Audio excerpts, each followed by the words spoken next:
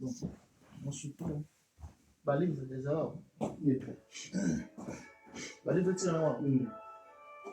Et vous gênez le temps. Faut ça la préligne de la préligne, ils ont toujours caracasé. Ils ont enregistré déjà? Attends, j'ai pas mis. Ils ont enregistré déjà? J'ai pas mis le fruit. Attends, je mets ça.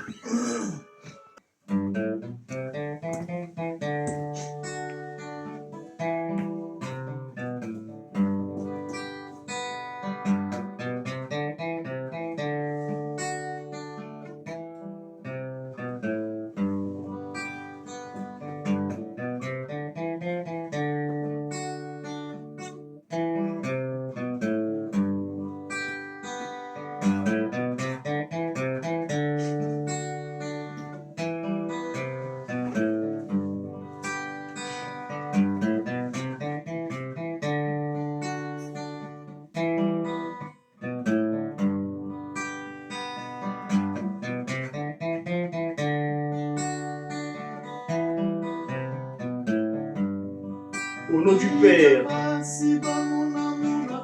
Du Fils et du Saint-Esprit. Alléluia, Alléluia, Alléluia, donc Yahvé. Alléluia, Alléluia, Alléluia, donc Yahvé. Nida pasi bamona muna pelezo. Nana nile na kutufuruza mumbiba. Alléluia, Alléluia, Alléluia, dokwa Yahvé. Alléluia, Alléluia, Alléluia, dokwa Yahvé.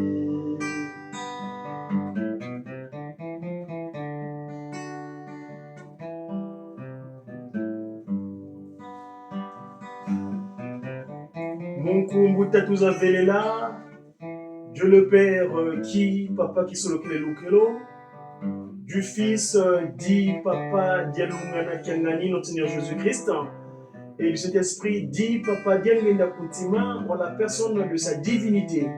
Tata Kwatulendo, Papa Simon Kimangu Kiangani, le patron de la 4e et dernière génération, chef spirituel et représentant légal de cette institution divine, communément appelée Église kimongiste, mais juridiquement désignée comme étant l'Église de Jésus-Christ, par son envoyé spécial Papa Simon Kimangu Kiangani.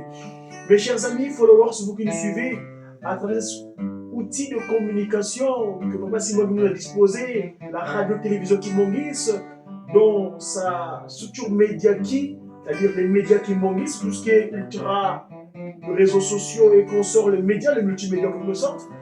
J'ai ici, à côté de moi, un grand frère qui est en train de jouer grâce à son don que Dieu l'a donné sur terre. Grand frère, bonjour. Bonjour. Eboisamba, kolele. Fiat, yelen. Tata, ngena ikiese mkutambula, muyami émission, nazana esengo na muyamula kati ya biso émission, mais liboso ndenge ezali kaka, tokosenga omiso ta bule, so bako sunga biso, po na masoloko tosola po ezali ya bango, nde mutamuntu, tokotina libondeli. Ok. Tout ça. Wanlongo mpeve ya se tata kisokelo kelo. Wanlongo mpeve ya mwana mwetu Yesu Kristo tata dalunga na kiangani. Wanlongo mpeve ya mwana ovela tata ngena kuntima inge tata Simone Kimongo kiangani tata mkwatu ledo. Sidia nkenda sidia wala kazi tufutidi matondo maustu vangilanga. Kadere kufisa ngansuni mna kadiru ketu kasi kenza ngilomba kadi kenza ngizambalu kambandu. Utukebele funa vivo tumusikia munga wunu twenda le 5 décembre. Mungonda yi inamanisa mvua 2023. Tata Kimbangu Kiangani nge mukamba welina. Ngoto filo kisa vala bonso ba ambassadeur bako. Twazietelenge kutuna Europe. Tuvidi mbuta yetu grand frère njona tata lengena mutimo wa ghana mambu mukuma kia guitar kuna Dawidi Jejeki. Imamu tuyemila gha tulomelo fumo kazi twali mawonso no. Matula program te kuna nsuko na velika kazi twali. Bampali batulana munze ya mvima mfumu tusili vuvu papa si watambula batu bakara pasi kuta kada bana bazola nsiku miselu kadi nsudi di etu sambu zange mfumo to Yesu Kristo nataki tudalunga na kyangani zola kwa ngewa seta taki solo kilo kelo mna ntwadi ofuno mwanda vile tagera mutima ingeta simu yimoke tumanga wonto amen. Amen. Grand frère, bonjour grand frère, comment allez-vous? Comment tu vas déjà? Moi, j'ai le plaisir de t'avoir dans mon émission, comme nous appelée le Kididi Kiki ou le Mediaki. Papa, est-ce que tu peux te présenter à mon audience à travers cette communication que nous avons aujourd'hui? Qui tient cette guitare, cet outil qui est fondamental à 5 cordes, à 6 cordes plutôt? Qui es-tu, Papa Moutamou? Bon, Papa Bérison, guitariste et kimbaniste. Comme on a yamondé, Batumio Sobaïbi. Bérison, c'est mon guitariste et kimbaniste. Mais grand frère, nous avons un kamba, tu m'as dit que tu as 16 août, tu as fait un PC sur le Beko, tu as kamba, tu as fait un guitariste, tu as fait une date, c'est le 16 août. Mais tu as fait un neko, tu as fait ah, Bérison, tu as guitare, tu as mwanda, tu as bomba. D'ailleurs, c'est le sujet de notre émission parce que Salé Nzembo, Bangwazana Bazangungu, titre ya Zietele, on dit quand même grand frère Moutamou force la carte clip en yo za carte mikili. Ningli ni ba questionnement ndengwana ba bokoye ba utinda ba guitare pour les ndengwana. Kama uchi wa ningli. Iba ningli. Ah bon, mabanza sur total histoire ya Papa Simon Kimbangu. Ba réclamaka bisika nyonso. Bato ya bandundu balobaka Papa Mbangu aza moto ya bandundu. C'est ça. Bato ya Kimbele na Angola babiki Papa Mbangu aza moto na bango. Biso na RDC tebiki Papa Mbangu aza ya biso. Ndenge elakisaki Papa Mbangu aza moto ya partout ya mokili mobimba. Alors na Jésus ngai soki bandeko bazo réclamer ngai chaque fois parce que natambolaki et nako souligner que na bambuta ya promotion nanga o bazali ba président ba secrétaire mutu mon côté atambola nitinga donc il faut vérifier au moins que nazaki installé na Matadi nazokende Mwanda nazokende Boma nazokende Kimpese Lufutoto Mbanza Ngungu nazako tambola mingi Mbanza Ngungu na Kasango parce que yango ezaki na ba Jésus qui l'air wana Jésus Mbanza Ngungu Jésus qui Kasango. Alors et donc, nous avons permis de faire un voyage où papa Zalako Sala na Onatra. Papa Zalaki agent à Onatra. Nous avons une faveur à côté train offert. Ticket de service. Et puis, nous avons une faveur à côté de bateau. Et na vedette, pardon. La vedette. Donc, Matadi Mwanda par vedette. Donc, aux yeux ticket na yo, il y a service. Au côté na yo, au foot et le côté. Donc, nous avons permis de faire un tambola. À chaque fois, il y a congé, même il y a 2 semaines. Même il y a fin de l'année, il y a 2 mois. Na bimi na kenanga. Kuna nazokende bandeko bayambinga tobeti na bango tamsu ay moi bamoneti na komi mutu na bango nzoka bamona kana bungi yango no zomona ke Mwanda bako réclamer bongo bako réclamer Mbanza Ngungu mais en tout cas na bandi Jésus na Matadi na botami na Kishasa na bandi première primaire na ngana Matadi et puis na Koli kuna parce que papa joa mutation donc boto Kinshasa après papa mutation na Matadi boli ku Matadi 3 ans après naissance na ngata ke Matadi kuna nde na Koli donc na bandi Jésus na Matadi na botama na Mbanza Ngungu tene bande musu balobaka na botama na Kasango te mais na bandai kokende na botami na Kishasa na Koli na Matadi. Voilà un peu précision. Si ba kosenga ba guitare alors il faut beaucoup sanga ba mbongo pona lutinda ba guitare partout pour nga mona kokate ba groupe ngo na ba lekeleke belé ozali muta la kati na Jésus po histoire na yo nga na meko sur la mona sonda ka kuza na muta mpandisa ngo nataka ba recherche mais muta à part RDS Congo Angola pe parce que na mona ki bande ko Angola to boni muta Bérison donc kuna pe Angola pe aux États-Unis donc il parti pour Porte Noire pour les Bilimongo nini oje kuna qu'est-ce qui s'est passé finalement après qu'est-ce qui s'est passé donc là ngamuke en tout cas na tamboli mingi ça il faut na lo bango nazalaki na Angola na kota Angola depuis 1994 auto bengia wa 94 alors tant on a bandi moi ba business ba misala niki na bando kende mingi Point Noir par avion Angola Luanda Point Noir par avion so na komi na ke église na ke na Jéjeki na obeta pe tam soupe na salle 2 semaines pour na tam sou 1 semaine au moins donc na Point Noir Brazzaville na évité mais na Point Noir na bande ba Jéjeki Point Noir ya tangwana ezalaki na bango ensemble et na Angola kuna nde na gere ko vanda pour une seconde fois vie na ngai kuna nde na s'installer et puis tout ça là qui groupe monene voilà un peu ça donc na tamboli moi mingi Donc, yo pensa donc, c'est-à-dire que le kimbangiste poursuit parce que le kimbangisme est un sous-bassement, il y a trois Congo. Vous êtes dans RDC, on était à Belia, donc, Mouliboumounaye, aux Akina Yakanda, Moutunaye, au Kinébi na Makolonaye, et Bandila Makamoko na Pointe Noire. Mouta, mais si Kabo tout ça l'Europe, déplacement Europe, boye, on tourne à la Grande-Bretagne, c'est quoi on a France. Donc, qui ont passé les Okubaka. Pourquoi? Les Kabo de Wouchi Bidengeni. Bon, pour expliquer en moté parce que en 1992, 92, oui. papa dernier d'Albagi Nanga, Nazali soldat na armée à papa naï. Et na rotambola mokili mobimba. Na expliqué quand chaque fois dans ça émission, na rotambola mokili mobimba. Lève to comme na ici makambola, c'était le 15 janvier sur la Bossanité. 82, le 92. Alors, le papa dernier d'Atiki biso na juillet 92. En tout cas, na beta imaba. Na bi papa a kosinga albaki na utambula mokili mobimba le la pemi akena ena na osala ba démarche wana. Oh, prophétie ya Nzambe fozela. Na zelaki yango na 94 na koti yangola kuna nde na bongamaki pona kokoma ti ba place na zalia. Ozomona. Donc nde naza boye naza britannique nde balobaka. British one. You can speak English, all right. Yango ezo permettre nga na tambola na nga mokili mobimba. Parce que papa dernier na kosaki te. Donc nde tovandi na yo na kosomba billet siko na ke na poko na États-Unis, na kosomba billet siko na ke na poko na Canada. Donc ndenge papa dernier na lobaki na kotambola mokili mobimba et nazo tambola. Ozomona. Mais na betaka libaku tant na yo papa dernier na tiki biso na betaka libaku. Tala nzoto moite mesiko nde ezo se réaliser. Tata mfumo longo diangenda kutoka créer shiki oyo tuzali awa. Liloba na ngai, liloba na ngai. Liloba na ngai ko bodoke ko yate. Ti ko sala mangaka. Ndiko muta grand frère. Maintenant le terme ambassadeur parce que c'est le sujet de notre émission. Dernièrement il y a quelques semaines, il y a 2 semaines à peu près, bandeko ya Mbanzangungu basali clip. Il y a Nzembo, il y a Zie Télé. Nzembo wana grand frère, qu'est-ce qu'il en est exactement parce que tout le monde a un clip wana ya Zie Télé. Mais bon, bandeko basali sous-titrage, c'est parce qu'il y a le Congo, parce que sous-titrage lingala na français. Mouta, qu'est-ce que tu peux dire à propos de ce contexte-là? Pourquoi pas continuer à clip wana Mouta?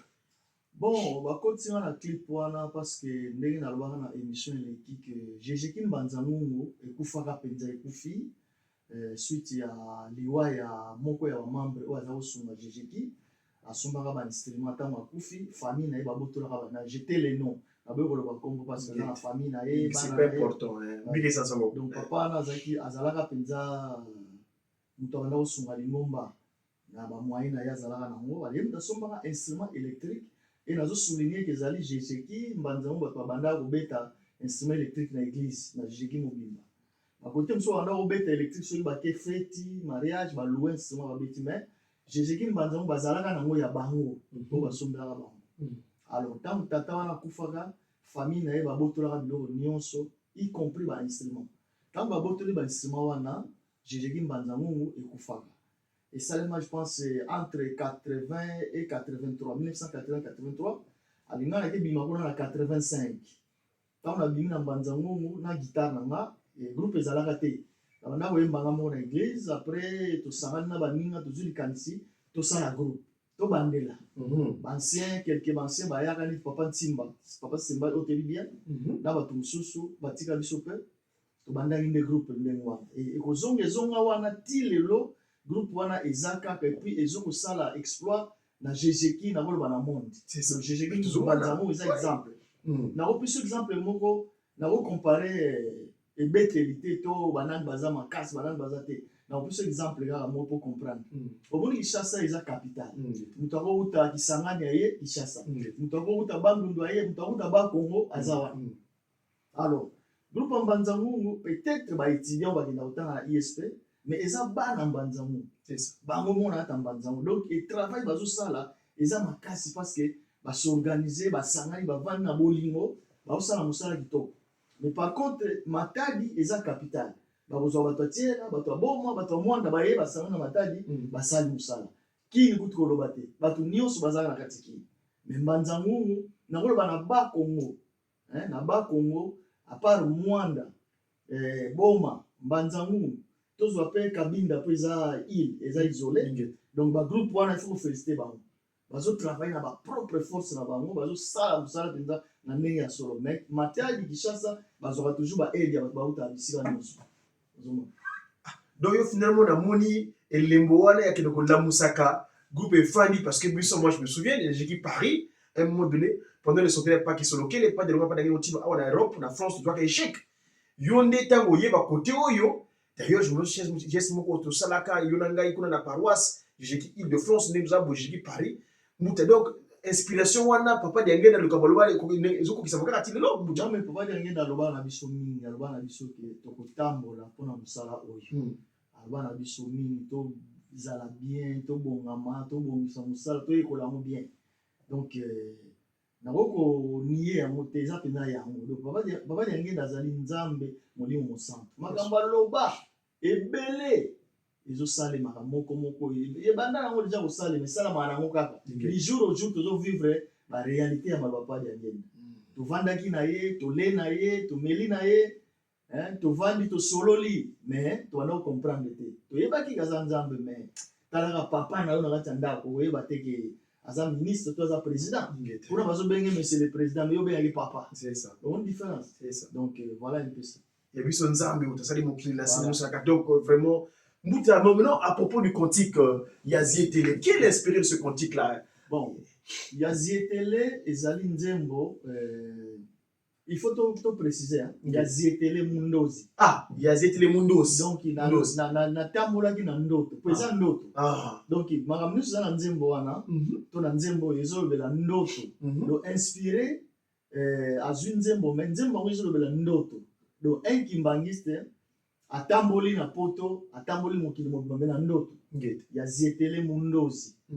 Donc atamboli na ndoto. Donc nzembo ezolobela ndoto ya un kimbangiste auti mboka na ye na lite soki Brazzaville soki Angola soki RDC mais atambolaki na ndoto donc azo raconter textuellement makambo monaki na ndoto wana ya mwana nzembo ya Zietele de faut que pese ya Zietele mundozi ya Zietele mundozi donc ande kwa mazangu ba na biso bo ajuster moi titre wana bon c'est pas que c'est traduit hein c'est pas grave mais c'est ya Zietele mundozi. Très bien, alors qu'est-ce que l'on a fait? Vas-y. Alors, nzembo wana soki tokende bon namonaki ba traduction bande basalaki mais il faut la préciser que Kikongo eza moko mais déclinaison comment je peux dire Kikongo eza moko mais sens ya ba phrase mususu ou expliquer yango ndenge mususu toza Kikongo ya Besingombe, Kikongo ya Bandibu, Kikongo ya Bantambi, Kikongo ya Bakongo ya Boma. Surtout kuna nde makambo ezalaka donc bamo neti na explication de l'une fois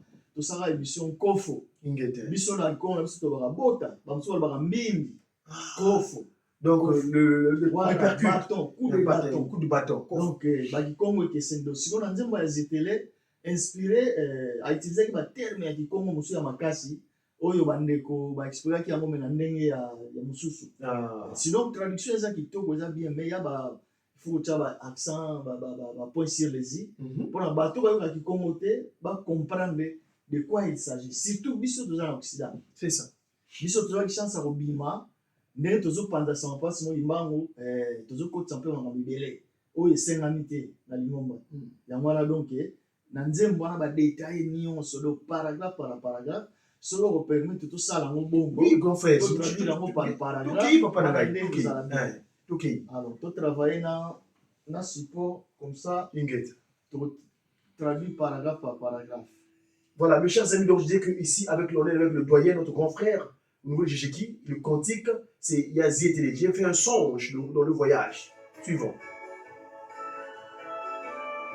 Le clip est disponible sur le compte YouTube de Jéjéki Mbanza-Ngungu officiel.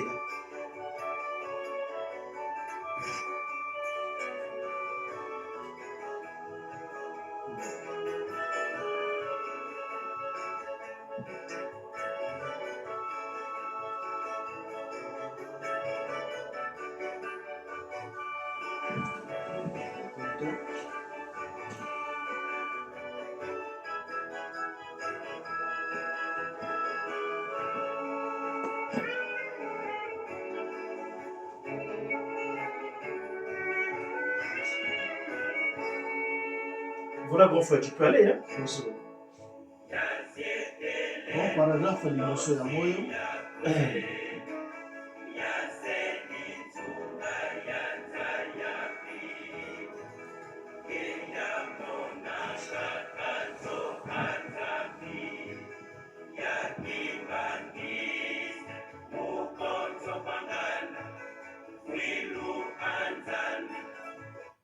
Paragraphe liboso elobi natambolaki na ndoto nasali tour ya mokili bobimba. Mais bisika na banda kotambola nazokutana ndako ya nzambe ya kimbangiste chaque place oyo nga na niataki makolo na nga nazokutana ndako ya nzambe ya kimbangiste oyo ezwami ya tata nzambe. Donc bisika nyonso natambolaki na ndoto soki nakomi esika wana fika wana ndako ya nzambe ya kimbangiste na babisika nyonso natambolaki na niataki ndako ya nzambe ya kimbangiste ezali oyo ebongisami mpo na tata nzambe. Ok.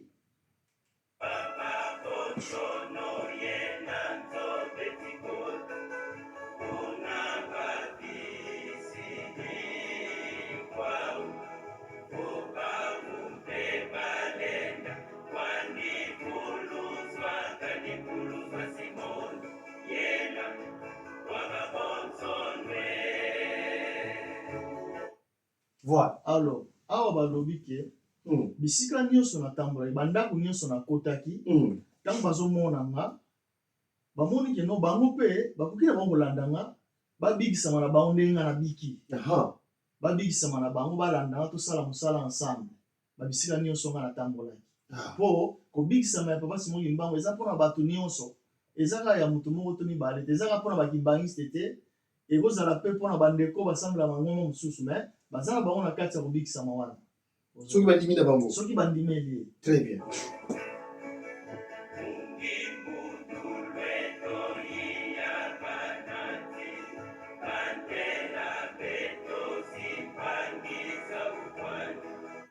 Alors ntango na bandi koyemba banzembo oyo ya biso ya Lingomba bango balobi ki biso mpe toza na biso bandeko na bino, toza na biso bandeko na bino, tokotambola biso elongo komisa tosala mosala tata nzambe.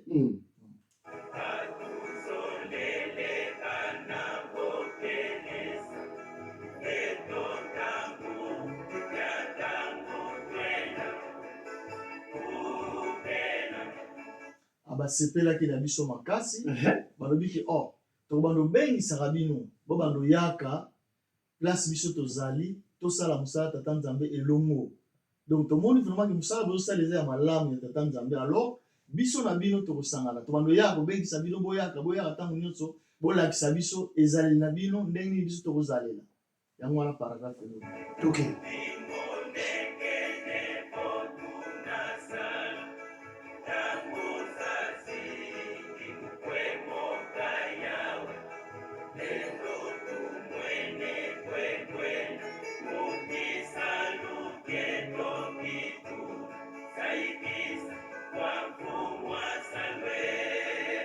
Alors lokola emonani ke tokovanda na bango ntango molai malamu tozala na bango elongo tosala na bango mosala oyo tokopesa rapport na mokolo mosala.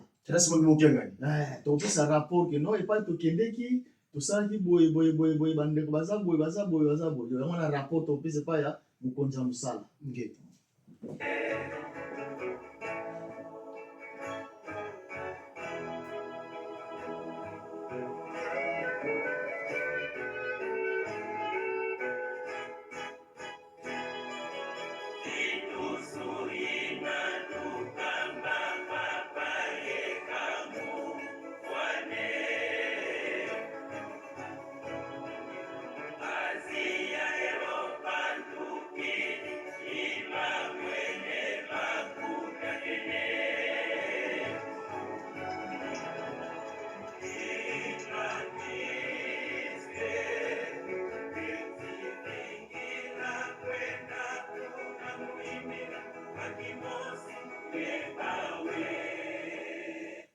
Donc awe lobi kotindama o papa alobaki tokotambola mokili mobimba mpona koteya sango na ye ntango esi ekoka. Awa balobi ntango ekoki mpo nzembe eza ya kala ntango yango esi ekoka mpo baambassadeur tala periode oyo maman Marie Mouilo bayana poto, papa saucisse na bayana poto. Donc et bande l'église. Donc l'ambassadeur babanda déjà koya kala. Biso to yena biso wanga tolo basuki na poko suki na après-midi da habité mais l'ambassadeur bayana tongo. O babanda makamba nzambe pasi mo imao na poto na Amérique nazi baya déjà kala. Donc tango ici koka yangwana to tamboli Amérique, Asie, Afrique partout pour la musala ngo. Donc tango ici koka na déjà. Voilà. Merci.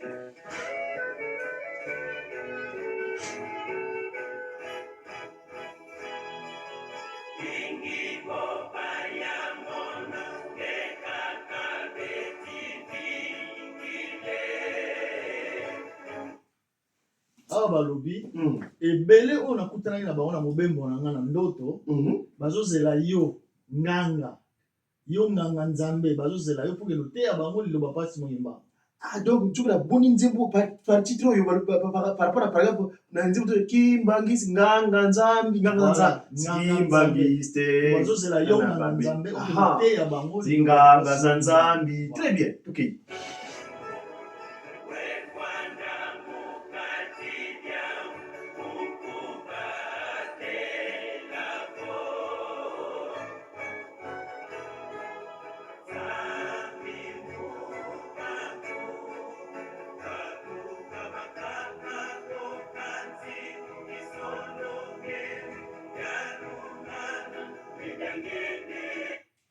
Donc bazozela yo nganga nzambe okende oteya bango oyebisa bango ke nzambe en 3 personnes papa Kisolokele, papa Dialunga na papa Diangenda. Donc nzambe akabana na nzoto bisatu ba papa na biso bambola oto yebi.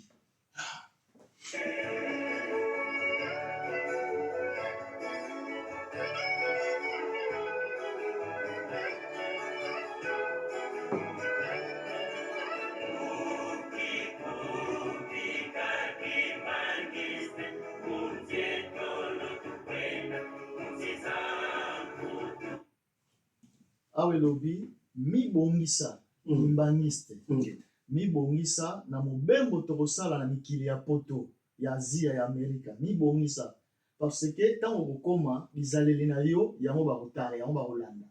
Voilà.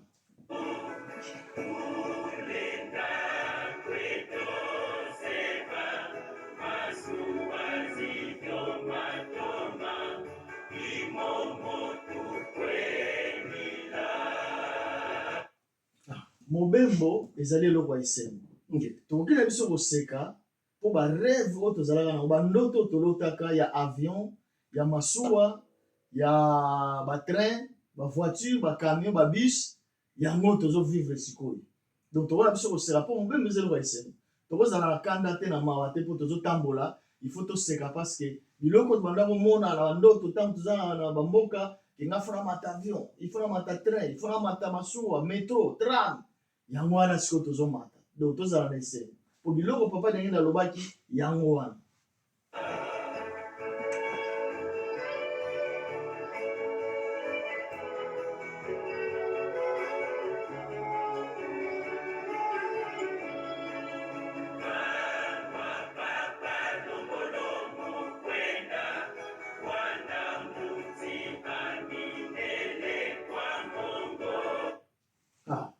Bandimi ya papa Simon Kimbangu, bandimi ya papa Diangenda, sengi biso tokende kovanda na bamboka mindele bato ya mbongo.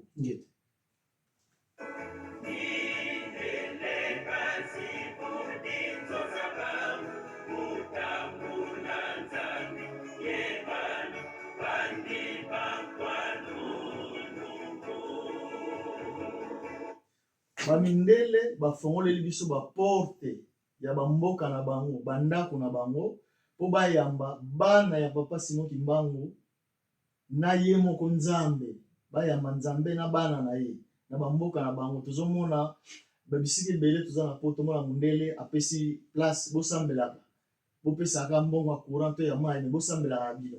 Donc yango wana bafongoli miteba po bayamba nzambe na bana na ye ba oyo bato bilaka.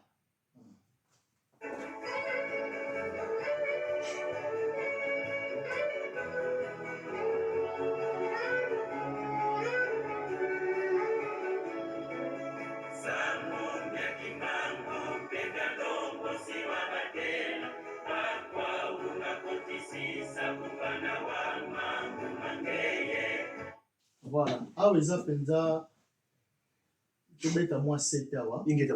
Yo komemela bango basango ya Papa Simon Kimbangu. Na ba masolo kobetela bango. Na banzembo koyembela bango. Okotisa bato boni na lingomba. Parce que ekomi komonana na etamboli na biso nakutana na garçon moko aza ndeko na biso africain ya Côte d'Ivoire pardon ya Cameroun alobi na nga ndeko na bino oyo soki nalandi ye antuka nakokoma kimbangiste mais par contre oyo mosusu soki kaka bizali na ye nga natika akoma kimbangiste te na matoi na nga na miso na nga do mutu ezobande wana aza Camerounais akompare bizali ya bakimbangiste mibale bandeko mibale ya kimbangiste moko atambolaka na sembo moko atambolaka na sembo te sikoyo ayebisi nga ke ngai nakokoma kimbangiste un jour po apartir ya Cameroun nayoka komba Simon Kimbangu do aza africain aza héros na biso soki nakokoma kimbangiste nakolanda ndeko oyo mais soki oyo mosusu oyo jamais nakokoma kimbangiste mpo bizaleli na ye eza sembo te do azokosa biso aza kimbangiste aza kimbangiste te omoni.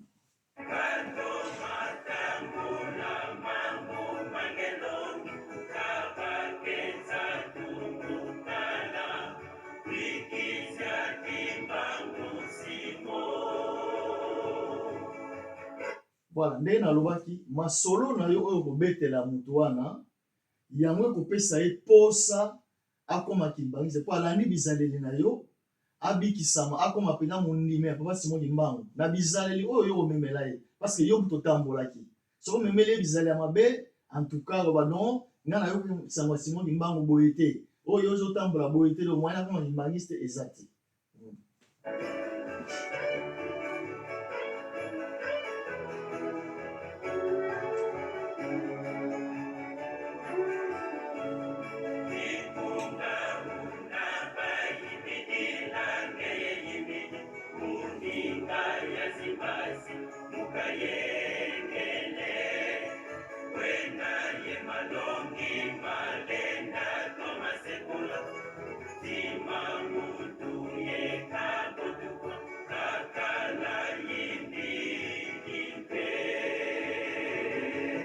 Voilà.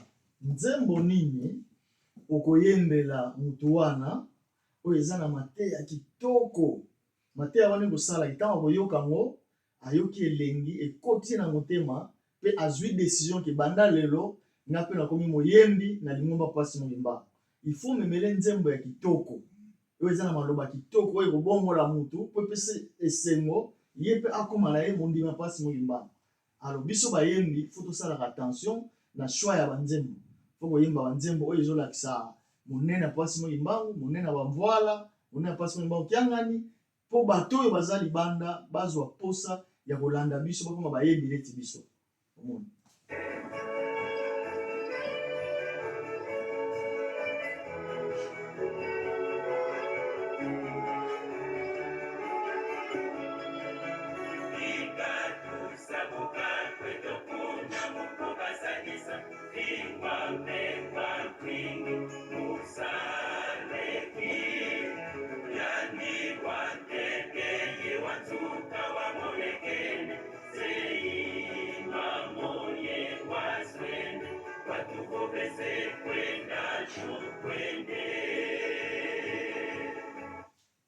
Awe lobi tika ete tokende bisika bango bazali tokende vers bango tozala bango elongo po malgré bafingi biso batioli biso na musala oyo mais mutu oyo apesa biso musala yango abombami na ye mais avant abombama amiyebiselaki biso makambo nyonso ndenge kozalela ke bokotambola mokili mobimba bokosala mosala tata na nga lelo oyo na nzoto Papa Simon Kimbangu kiangani c'est la même chose bamindele bazokende nkamba bato mwindu bazoyoka makambo tozoyebisa bango alors bazokende na source bavérifie si c'est vrai omoni donc elobi ndemo.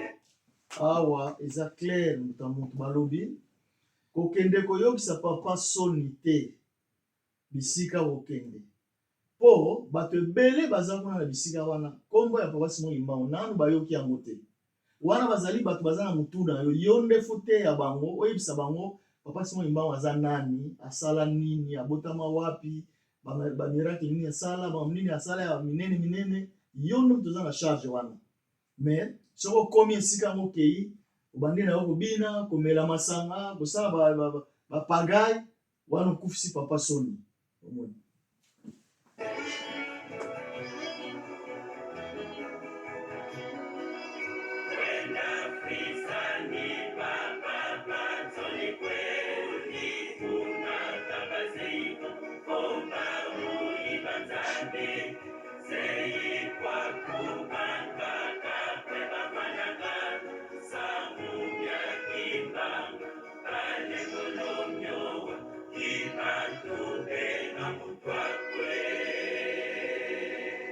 Voilà, yo nanga toyebi ke bapapa baza banzambe sikoyo oloba na mutu ke papa Yangenda aza nzambe papa Kisolokela aza nzambe papa Lunga aza nzambe bawe biso démontrer sala démonstration soko koki te okwei bato wana bayebi te ke papa aza banzambe baza na mutu na yo nde fote ya bango omoni bakimbangisi ebele tozali oyo banano kimbangisi te papa aza nzambe na ndenge nini etali yo soko ndimi na yo te etali yo mais papa aza kaka nzambe non mais pesa démonstration okoloba par exemple que non papa alobaki chiffre 3 5 15 alors chiffre 3 5 so additionné yango epesi 23 papa alobaka mikolo boya tokomona boye fozala na bapreuve soki preuve eza te bakondimela yo te bakobambo mabanga nde papa alobaki olobi ke papa aza nzambe démontre ozoka kodemontre te okolobaki non ndeko nanga azalaka maladi akufi mais papa alamusa ye wana kutu eza baexemple ya mike mpo deja témoignage ya monene miracle ya monene ezali kosangisa bikolo nakopesa exemple baproblème politique Rwanda na RDC toyokanaka te mais soki otali na église kimbangisi te barwandais bazali otali na RDC bakimbangisi bazali mais na politique conflit ezali mais na église toza obligé tozala esika moko ozomona toza obligé toza contraint tozala esika moko donc yango wana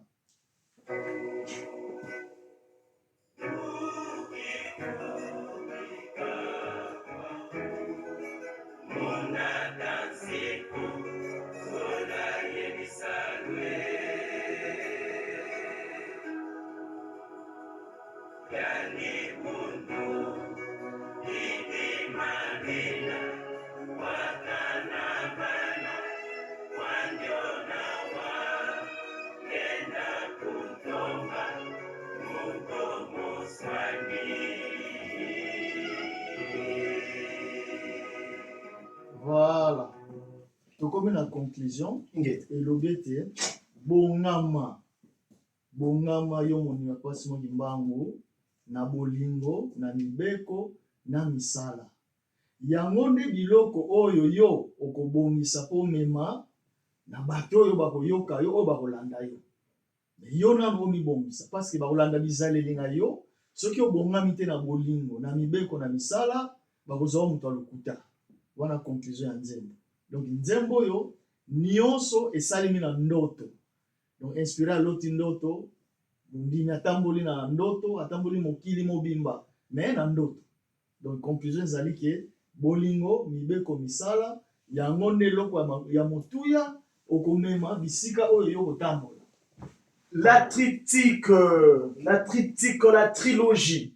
Nous nous souvenons tous de la date du 2 janvier 1992, autrement dit 1992.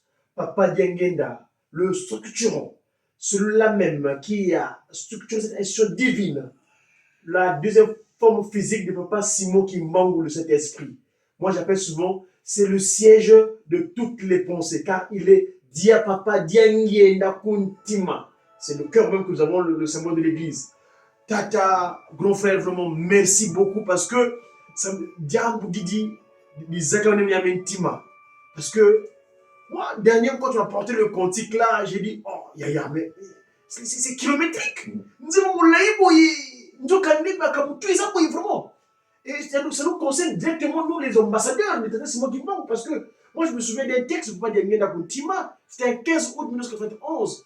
Je trouve le texte, je ne voulais pas l'écorcher, donc le texte, on se l'a une fois. Mais, Yaya, maintenant, Nzembo Yangoyo, yo, aux alliés guitaristes, au sali mosala na yo, est-ce que tu dois dire par rapport, parce que aussi, support, oh, ils ont comme tu es dans 6 cordes, Mouta. Est-ce que, maybe que, est-ce que le bac c'est pas non, mais c'est Non, mais si t'as pas les noirs. Papa non, mais autre ben les noirs. Ah, tu vas pas dire sur l'église, il n'y a pas de parce que les guitaristes. Bakwa Moussois. Bakwa Moussois. Bonso Bandouin Matatu. Bonso Bandouin Matatu, oui. Banzembe ze belé. Bien sûr. On se rappelle, on a dit Banzembe belé, oyo. Les autres, le makambo ya minene ya mabomba mpasi mwiba. Ngana sele Nzemba Kulumbi mpe. Kulumbi Tanzania unakwenda. Donc azawa Nzembo belé. Soki na vandi na fêter kaye nanga.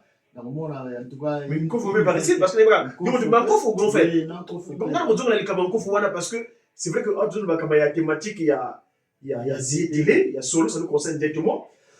S'il vous plaît, mes chers amis, excusez-moi, vous qui nous suivez, la vidéo est disponible sur le compte YouTube de nos confrères de GGK Mbanzangungu officiel. Vous tapez GGK Mbanzangungu officiel, le titre, l'album est disponible, la chanson est disponible et l'on sous-titré. Mais là, le grand frère a ajusté un petit peu. Comme dans le bas, les bandes de liqueur, la traduction, il écorché un petit peu quelques phrases. Mais lui, grand frère, en tant que connaisseur et un con en plus, donc a ajusté l'explication. Donc, nous sommes là pour le compléter. Maintenant, Yaya, tu es ambassadeur. Au pays, par exemple, Mingi, donc, il était un guitariste. Yo, Zali, conseiller na kati ya Coupe de Guinness qui m'engage ici en Occident. Quel conseil qu'on ça biso bana parce que yo bani mosala ngo banda kuna mboka papa di à l'époque de papa di ngenda kuti mozali parmi d'ailleurs ndenge lobaki to konsolo makambo ya yo mimi yemaki nzembo ya kofo na kitasa parete. Oui, ça qui dingue. Nzembo kofo na sali ba émission déjà moi ibele na sala ki pena bande kwa Belgique on a les gars kuna. Donc nzembo kofo en fait eza mabomba metata nzambe parce que tango réhabilitation, je pense, réhabilitation au centenaire, pas si on est ça. 1987, centenaire, pas si on alors, biso d'habitude, na Kinshasa, vous avez un système, ceux qui papa zo le likambwana mingi, au moins nzembo ye, et outil boma, qui sangani partout, n'importe quel mot, et je le makama pas de nyene. Tant que vous betango, et yoko bakisa sikoyo implice, na oyo papa de nyene na zolo. Sikoyo, ngai na vandi na bino, tozokende vers événement monene ya pasi mobimba sikoyo nzembo nini oyo tokobeta na événement wana alors sans que nayebisa bandeko mosusu nakendeki boma na boma nazieti na nga na boma naki kokuta nkofo ezobetama na boma alors nabi me makambo nyonso eza na nzembo yango oyo ezosalama na centenaire ezalaki réhabilitation bazoréhabilite moto moko bakangaki na makambo ayebi ntina te bakangi babeti prison 30 ans alors nzembo ezoloba boya bangola luto juste mpo na vérité nalobaki yango bakangaki nga babeti nzembo fekende nayekoli nzembo yango na guitare na chant na memi na Kinshasa ntango nakomi na Kinshasa na jégi mais lokola majorité bazalaki bato ya mangala epesaki mwa mbutu epesaki mwa mindondo nzembo eza molai mingi epuis nzembo alors nazwaki temps ya koexplike bango nde nazoexplike yo lelo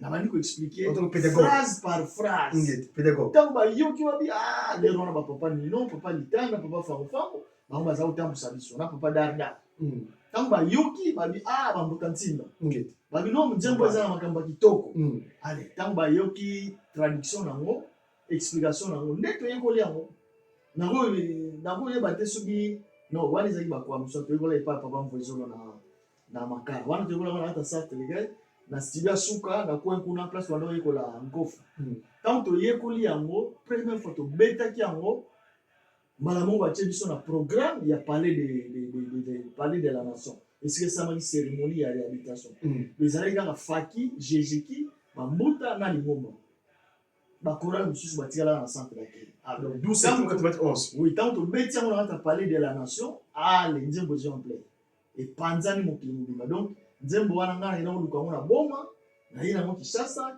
après epanzani mokili mobimba Nzembo Nkofu. Bouya Bangoula. Donc voilà. Donc, est-ce que, grand frère, s'il te plaît, vraiment, Tarakaga, Bouya Bangoula. Ils ont moulaï, hein. Moi, est-ce que vite fait, vous ne allez comme ça. Parce que Nzembo Wana, c'est papa qui manque, explique qui il est exactement. Suivant. Ce qui n'a pas Ndambo, et Pesa Momoulou. Ah. Il faut une intégralité. Le bili. Parce que Pesa. Non, on a zappé. Non, tout ok, grand frère. Ok. Non, on a le temps, on va comment ajuster. Parce que. Bouya Bangoula, Ludi Kiaï, Tukia Tumwe. Ibaswe Kamutombe, Yasonga Kyomunza. Unaya bando sikoti gampasi yetuba mono muboloko.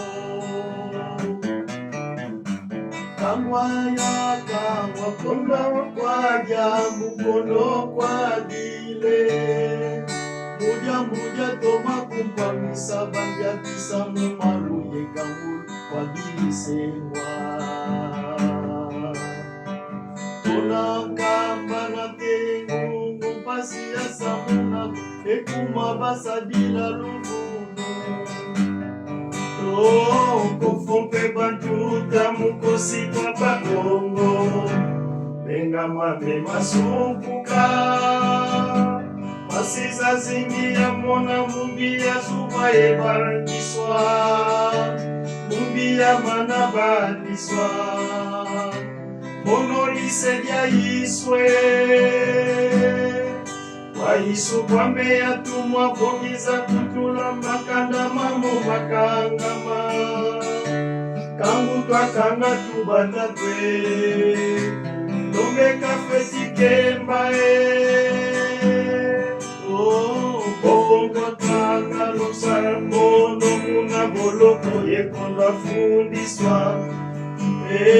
Zipasi muna pelezo kaye ulako ya samana te ndungini. Kuna kwa wanda mono yezikole ni bulanga mungulu ya mazama muwa. Maindu kwa kento ye bana ya sisabwe ibeti zingila mupelezo. Mukuma kange ndombe ya bangi kilwa ye bufwa ye manika bati. Mukuma kange ndombe yasakanenwa kwa mitatwe. Mufuru zange ndombe yafidilwa mutianda kwa bayala tyakwe. Basi ya mfila kune watatamana mukingole. Mono tumwa muya metiba ya mekaba pene titusuku. Unu mono kimba mukumputu tomene situswa ye lutazi tuswa. Kwange ye chakya kuwa mesitwa kwa bwana kweto lubingile. Kuma kalinge Afrika be umwese toni sazingi. Kuma kange ndombe ya bandikilwa ye bufwa ye manika banti. Mukuma kange ndombe nasakanenwa kwa mitatwe. Mufulu zange ndombe yafidilwa mutianda kwa bayala tyakwe. Basi ya fila kune watatamana mukingole. Merci grand frère, je tenais à ce cantique-là Yaya parce que nous sommes les ambassadeurs. Nzembo wana oto kundoli la kati ya émission lelo ya ZTL. Tango to expliquer yango. Mais faut to expliquer tata kimbango yango azali nani. Yango nde Nzembo grand frère na sengo to yembango. Si vous pouvez permettre vite fait parce que tant que tu vas j'ai qui n'est pas tu ne vas pas côté belé. Grand frère, tu vas faire remarquer que tête musu wala muti. Ya kofuana. Ya bufwa ya manika vanti. Para musu ngala ba ndikusu ba bongo la moke ba parwana. Parce que tu la bingo lelo parce que le comme la big rouge faut correct faut ça la correction ninge longo bani. Hein? Je me souviens, en tout cas, les processions, parfois, on écorche un peu les mots. Mukuma Kiangendombe, ya bangi kilwa, ye bufwa, ye mamika vanti. Mamika. Il est quoi le bani?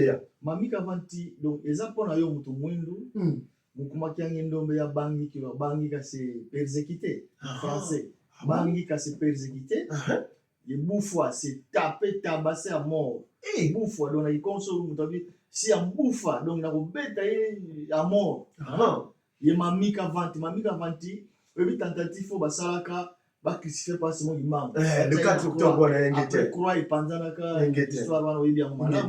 Donc ngai, pona likambo papa, ya tata nzambe on a yaki nango. Kolo yeso pesa ki. Betinga, ba tenter même go crucifier nga, donc betinga mort, bufwa no soki bufwa, ya ki Congo eza terme mo donc c'est comme je vais de ba torturer yo ba beti yo ba bou donc au bouffe ezali tabasser à mort. Ba mort on a été moi tout expliquer nzembo. Et c'est ça vraiment c'est très bien. Peut-être une autre fois. Merci en tout cas merci vraiment. Maintenant nzembo yango yo sikoyo est-ce que nako peut ce exemple est na nzembo musto yembaka si lwanzambi kwa nkanda ndo si lwanzambi place moto lo baka place moto lo baka Modi Pipa, Yokwa Kutia, bon, ce qui est là, vous se rappelez. Donc, ils allaient à un refrain, place de l'Obaka, place de l'Obaka, et tout là. Oh, Nakankanda Munza, et David. Asisa yetu mama na kankanda munga lenda tina nino wezo no fingulu yoka isikolo bolo twa bwetwa nwa panga mula katulwa mudipipa yokwa kutia yetu wa muzo amandeli Olotwa bwetwa mwapanga mula katulwa mulipa nyoka futia yetuwa mumasa. Voilà. So nako traduire yango. Ingeto. Bolotwa donc manzaka. So biba naikomba lote bolota. Si ya bolota. Nako chai manzaka.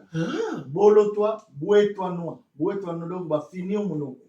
Bolotwa manzaka. Bwetwana bafinio munoko bolotwa bwetwana panga mulaka donc chaîne na kingo bolotwa bwetwana panga mulaka donc ba tio manzaka ba finio munoko ba tio chaîne na kingo yokwa kutia donc bwaka mala moto yokwa kutia yetubwa mumaza donc ba bwaka ba tumio na moto et puis ba bwaki na mai après tout le monde dit pipa na kikongo ya boma izo ba tono donc ba tenga na tono o ezaki na mafuta déjà ba kalinga ba tenga na kati kuna ba bwaki na mai donc soko lobi bolo toi ezali manzaka bwetwa noa ba finio munoko panga mulaka donc chaîne na kingo tout le monde dit pipa ba tenga na tono yokwa kutia ye tubwa mumazi mais tant que je bango ils ont fait ça sens net makambo je bala exactement donc le bigouche bolo toi bwetwa noa panga mulaka tulwa mulipa yokwa kutia ye tubwa mumaza yalwa kwanzenza mutika vuidi sikisambila autre ça l'émission mususu non Bajen balelo baleki na biso bayebi kikongo te. De place on a baloba net ba station baloba na classe l'enfant aussi quand tu viens par là makambo so loba oze ba moté. Mais baleki na biso peut faire ça la recherche. Mais oui, c'est pour ça ba nzembo zo loba makambo ya mabongo ba passe imbango ba imba ngo lokola perroquet. Perroquet la ndarason. Oh, il pas landi. Mais bango faut bazo pesa message, il faut ba yeba nini bazo yeba. Dès la salaka émission to salaka dernièrement là-bas qui moto alobi ke na nzembo ya oya tete mulengo za yange ndombe kiyufula ba paragraphe za wana moto azoba par exemple ke ekimi banzembo elenge ebele na butu mais tokosala yango baémission tobanda kotraduire nzembo Oui, c'est important, c'est important. Oui, oui. oyo bandeko na biso bandimi bazosenga biso bayeba de quoi il s'agit. Ah oui, il y a un endroit qui court. Ah, voilà. Isidiki futula kwange fumwame kondolo luvuva mudo ungiandala mwelame utatula epasie ekintiona mais baleki bayembi mwelame do tambula. Ah ouais. Ah ouais. Donc ngai ngizidiki futula kwange fumwame naye komizong c'est pas yo mukonzi na ngai nazangi lobiko nazangi ekimia kondolo luvuva nazangi kimia na mokili oyo molimo na ngai ezoganga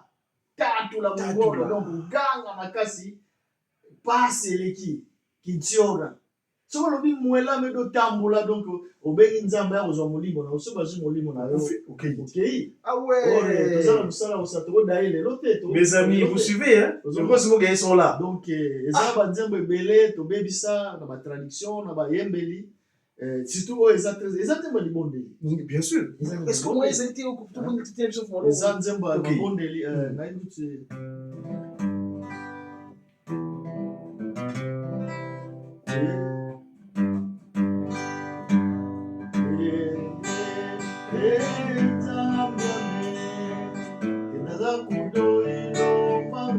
J'implore ta miséricorde. Je vais me donner auprès de toi.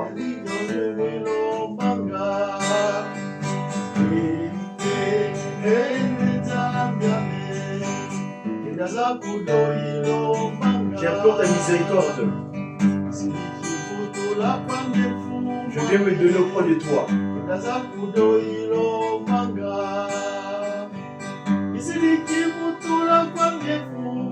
Je vais me donner à toi. Je manque de paix. Mon âme t'implore.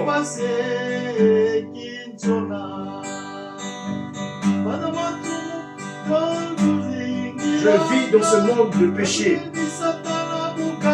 Car Satan veut nous perdre. Il veut qu'on puisse le suivre dans ses comportements pécheresques. Quand ton amour papa vient nous secourir. Donc les nzembo toyemba kala makambo ezokimanga mais soki tosala yango émission oui mais to créer moi le brique na rater qui va ne pas prof distinguer malonga grand mutamuntu tout notre cordon ici en la Ratéki France.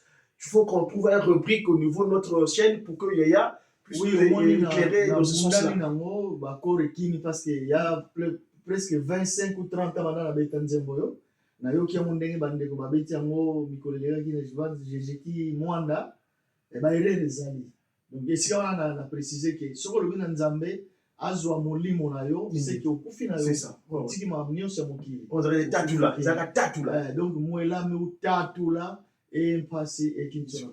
Bolimbisa na beti yango malamu te parce que ba kore ki. Non, on va s'organiser autrement. On a pied levé. Il y a pas de problème. Voilà. Vraiment je m'excuse. Sinon banzembo etali ki Congo même en privé bandeko bayebinga baza na numéro nanga bako consulter nga très bien na ba traduire banzembo wana na tindeli yo copie comme ça oyeba message mise en cas parce que nzembo ebonga oyeba yango elobi nini epesa yo elengi alors soto zembo banzembo na ba erreur ne papa lo bakake banjelo ba sécurité biso tozwa likabwana te ya kozwa banzembo mais bato bazwa banzembo basufraka bamona ngana ezaki na camarade moko azaki inspiré so bazwi nzembo akangami na nga toyekola yebisika na tante omona azolela mpenza na mai ya miso yaoyo azwa nzembo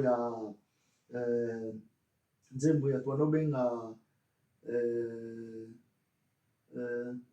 te molembo aza yange ezali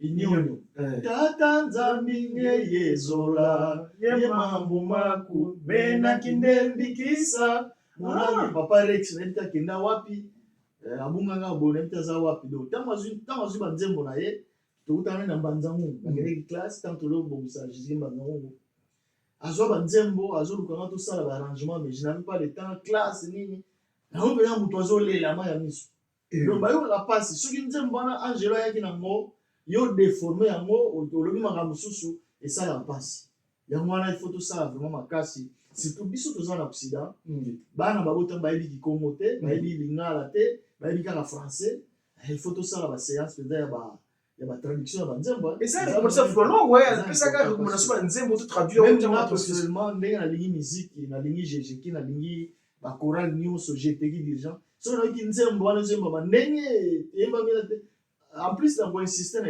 likambo moko na ba jejeki nyonso efongami na mokili mobimba soki nzembo esi esalema arrangement baninga basi basala yango kopie ndenge babetela yango parce que banzembo wana ekota na bakassete na bandako eko impondérable ouais ekota na bakassete alo soki moto ayoki yango na ndenge mosusu epesaka bien te malamu ezala identique toza na banzembo ebele na lingomba soki nzembo wana basala arrangement te arranger na kosala arrangement ndenge alingi abimisi bayele na ye mais oyo basala déjà ça ne sert à rien kobandela susu nzembo eyembama neti silwa nzambi bukantila muki mwana kwa telame aliyo silwa nzambi bukantila muki mwana omoni kepesa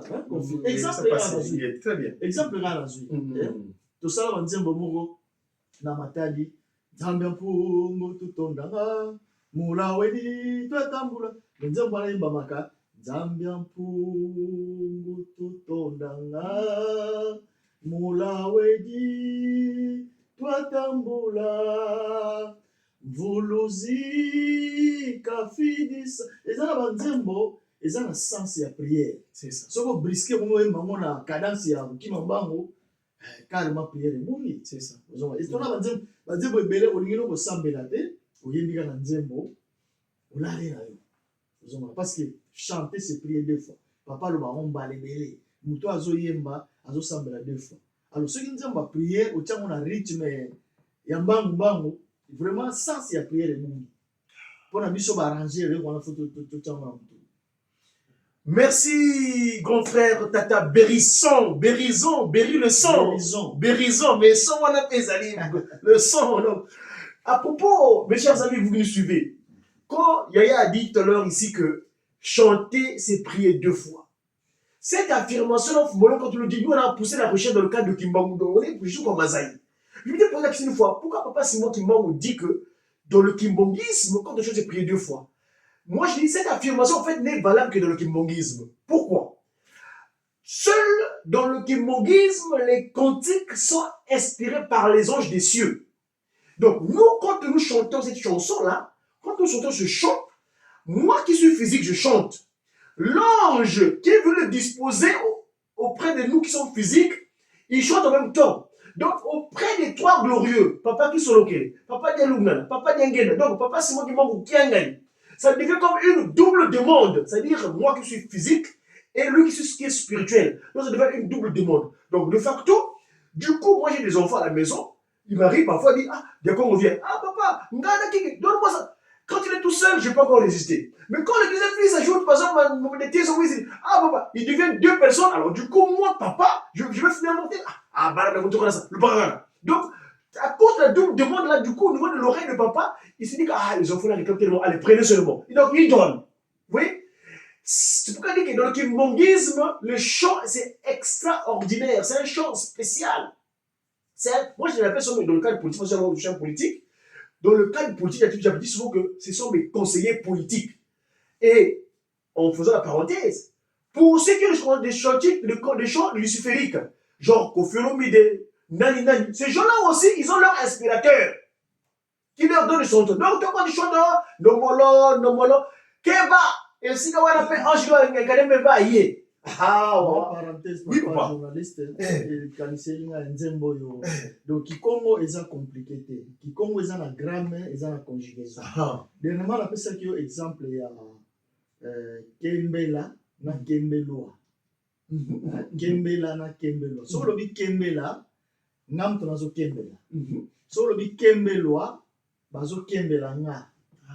Ozomona kembelwa kembela. Donc neti nzembo toyemba ki eseki. Ki eseki yanga lala. Afrika ununge ukembelwa. Eza kembela te. Po biso tozana ba promesse ba papa. C'est ça. Ke bisengo na biso ezali. Yo Afrique. Yo nde mokili mobembe ko kembela yo Afrique. Yanga lala. Afrika ununge ukembelwa. So bi kembelwa donc ba mikili nyonso ba waya ko kembela yo Afrique. So lobi Afrika ununge ukembela nti yo mo kam to kembela.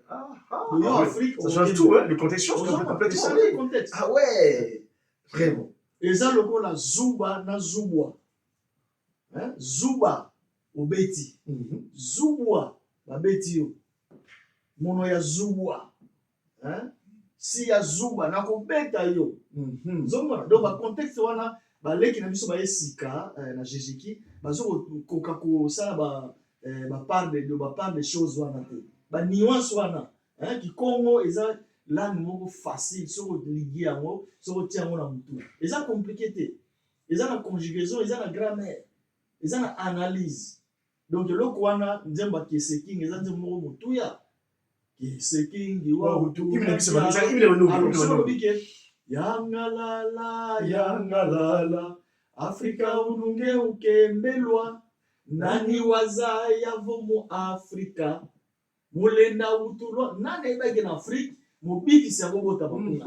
Alors tapa bakoyeba ngo babikolo mususu bakoyeba ki Afrique ali bayeba bandi bobetelo maboko bazo sanisi na bazo kembela.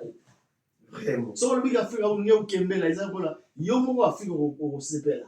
Babikolo mususu ba ko sepela te. Bon ba contexte donc eza ba nuance. Très bien. Photo yeba kango na Kikongo soto yebite tuna. Bien sûr. Avant que ça l'arrangement nzembo Kikongo tuna ba kulu to ba bi Kikongo pour ça là ba ndenge ba François ba connerie te ba bêtise te. Exactement. Donc voilà un peu biloko ngo eza belé photo revoir malé mbeto ça la mission belé pour nous corriger ba. Tu es pédagogue yaya, ta pédagogie doit y être. Faut que tu aies pédagogie au temps il y a du latin voilà mais c'est comme il y a du Congo. On est d'accord il latin c'est comme il y a du Congo. Voilà donc moi ce que on regarde à la télévision le temps est compté.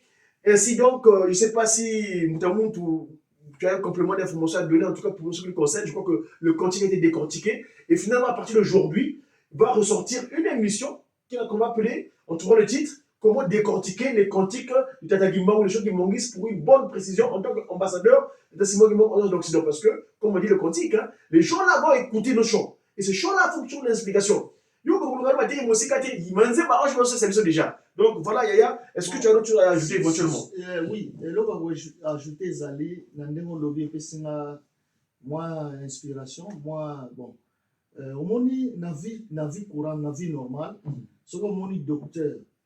Abani kotambola na maleti na ekoluka bato maladi na za maladi na biso tonga et comme ba mona insensé c'est bon c'est ça alors malamu muto malade akende vers docteur ingeta soki émission ekosala mapona ko traduire banzembo malamu bandeko na biso bandimi bayela biso banzembo très bien même en privé on contacter mbotangoli nzembo yemba makaboy na dirigeant ya jejeki kaka te ya gaki kaka te nzembo ya lingomba ingeta donc to sali moi structure moko ya kotraduisa ka banzembo mpona koexplike bato oyo bayebi Kikongo te très bien omoni français ezali lingala ezali anglais mwafi anglais mpe ezali comme ça message eleka très bien parce que biso bamateya ebele tokokanga bible tokangi bible pendant une année tofungolaka yango te c'est ça kanga na maloba pade yange na mpasi mema okiangani papa mfomba pali solokele tokoteya na banzembo ozwi kaka nzembo tie wana mateya omoni parce que bible biso te komama biso tanga bible bakoma mais biso moko bible biso ezali banzembo na biso za richesse c'est ça alors souci ezali ke bandeko balandi biso na moi extrait na tranche ya émission oyo baluka bamona yo bacontacte yo na numéro na yo opesi bango soki nzembo ezali tosali yango émission très bien totraduire yango comme ça epesa biso mpe lang merci vraiment disponible tosali yango parce que mosala yango toyela exactement voilà donc pour ceux qui me contactent s'il vous plaît je suis ici en Occident au plus 33 7 67 96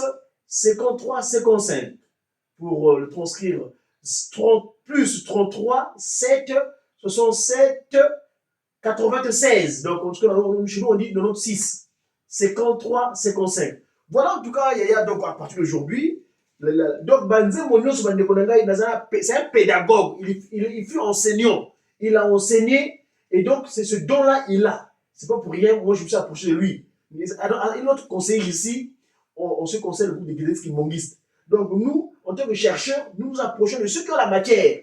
Et c'est eux qui ont la matière, c'est pourquoi je me rapproche de lui, je suis venu près de lui. Et donc, dorénavant, si vous avez des choses, posez-nous des questions, nous on viendra, on sera comme des relayeurs de ce que vous aurez comme question, vous apportera des réponses. Yaya, je crois que c'est service, des Bon, en tout cas, ça. comme je suis na sepeli na bandeko nyonso balandi biso babisika oyo tolekanaki nde toloba na lingala tolekanaki bolimbisa biso parce que eza émission moko imprévu lokola matière eza na mutu toye kaka tobandi émission sans que tobongisa banzembo mosusu omoni bamabaku bolimbisa biso tozali kaka bato bon eloko nyonso ebongaka boprépare biloko soki obongisi yango te olamba malamu te place tosali baerreur bokocontacte biso en privé non place wana mwa erreur mais bofinga biso te pardon papa azopekisa kofinga papa azopekisa bitumba bofinga biso te esika oyo tobebisi bobenga biso en privé bokorrige biso parce que toyebi mpe nyonso te toza parfait te toza bato et surtout que émission esalemi toprépare ya biso yango te tokutani kaka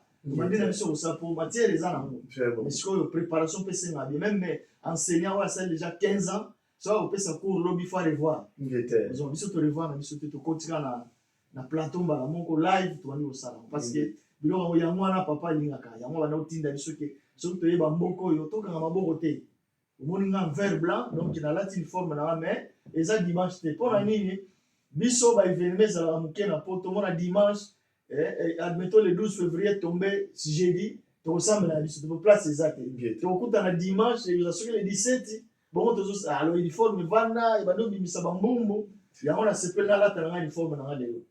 Merci vraiment Yaya tout fait au merci na bino nyonso bolandi biso ceux qui m'ont peut-être moins dédicace oyebi bandeko ba musika bayebisi yo soki na banda kopesa badédicace awa wana tosala 2 heures de temps lisusu en tout cas bandeko nyonso bayebi biso mokadi ya Congo na papa Berison topesi bino mbote na bino.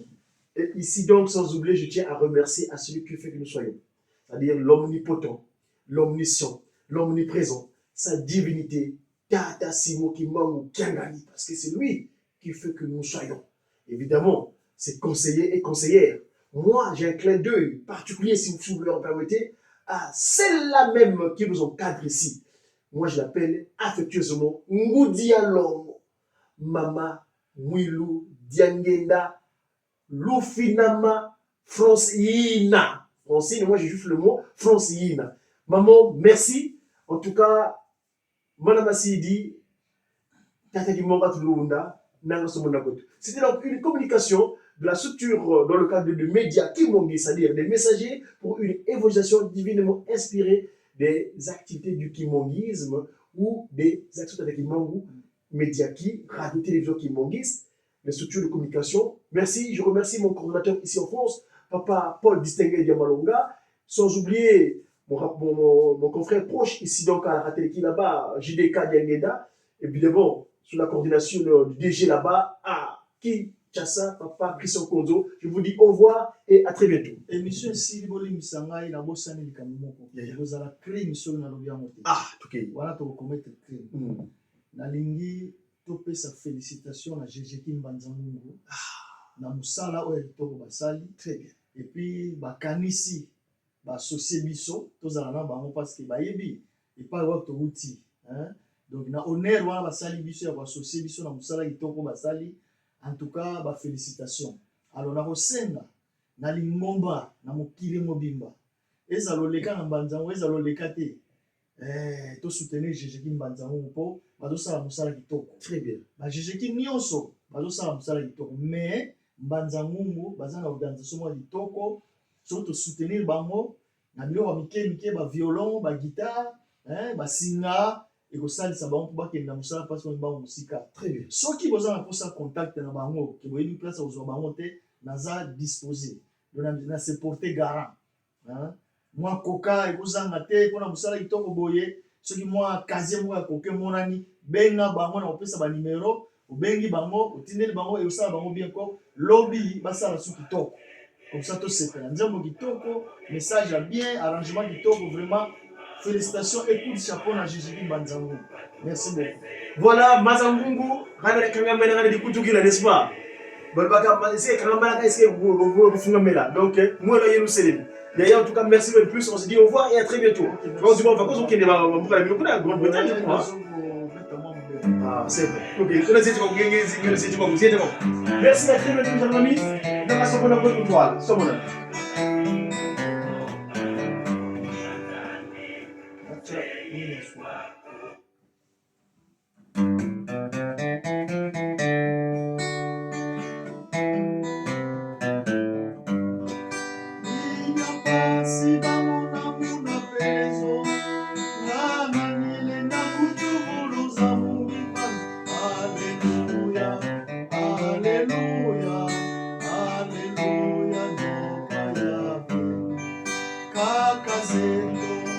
Ubakangwa unafanisa ketangwa kaka zetu ubakangwa unafanisa ketangwa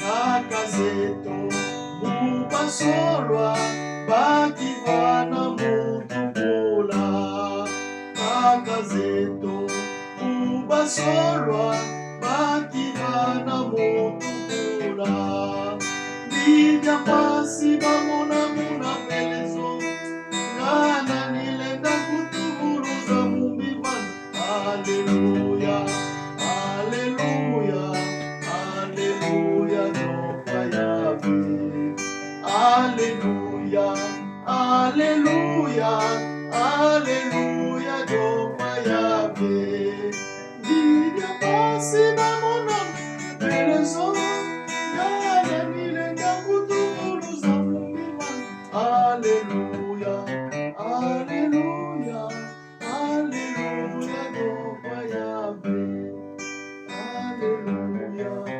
haleluya haleluya noka yabe Alléluia, Patata Simon Kimangu Kiangani. Merci et à bientôt.